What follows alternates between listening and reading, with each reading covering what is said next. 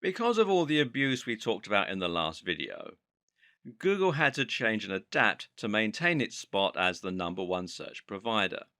And to do that, it had to clamp down hard on those who were gaming the system and penalize sites that were cheating to get to the top spot.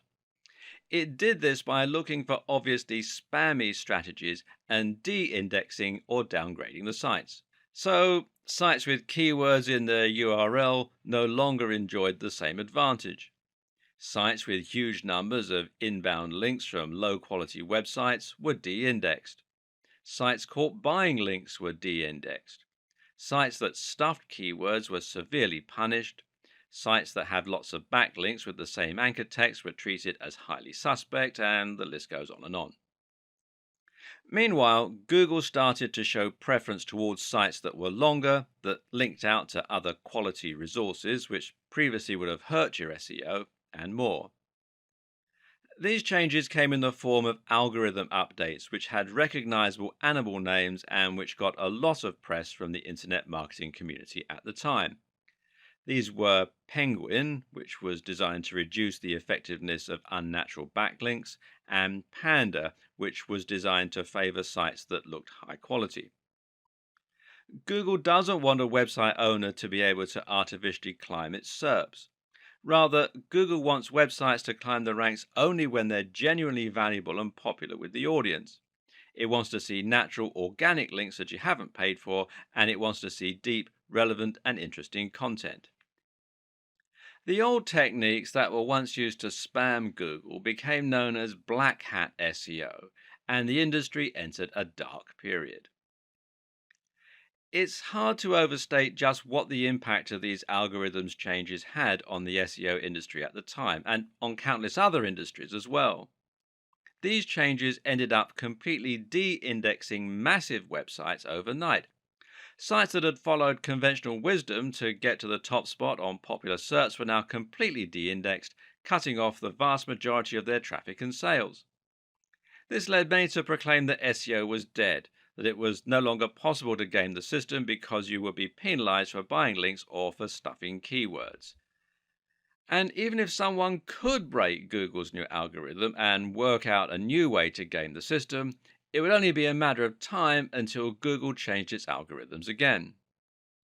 The industry as a whole was in trouble, and SEO became a dirty word. Many people felt that SEO and black hat SEO were synonymous, and more people began to turn to social media for marketing, with the likes of Facebook and Twitter massively on the rise. But was SEO really dead? Not at all. It was just going through a metamorphosis. SEO is not the techniques we use to get our sites to the top of Google. SEO is simply the objective of getting to the top of Google.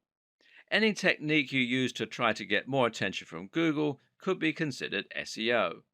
So, if Google wants us to create a high quality website, then creating a high quality website becomes SEO. The hard part is just unraveling what Google's idea of a high quality website should look like. Keyword research is still useful, for example, but we now know that Google doesn't want us to overly stuff our websites with those search terms.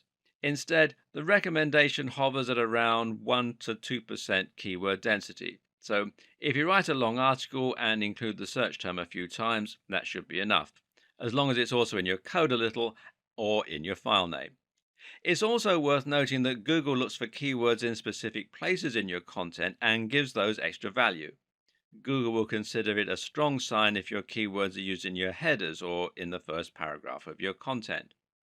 Google also looks for synonyms, though, and related language, which is something that we'll discuss more later on.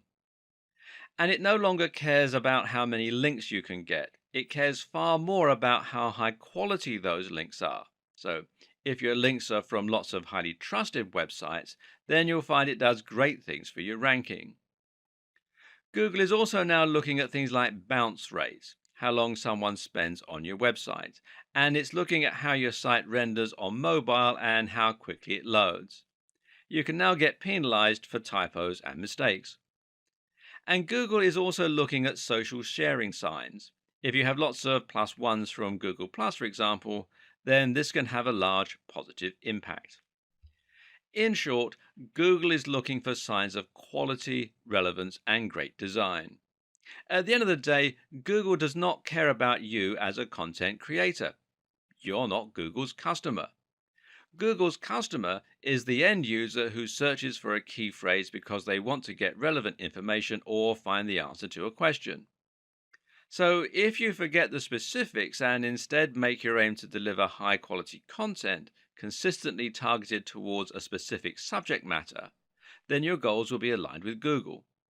That means Google will want to share your content with its users. And it means that each update and change Google makes should actually benefit you as a creator. This is what good SEO is about today. Forget trying to trick Google and instead think about your users and think about working with Google.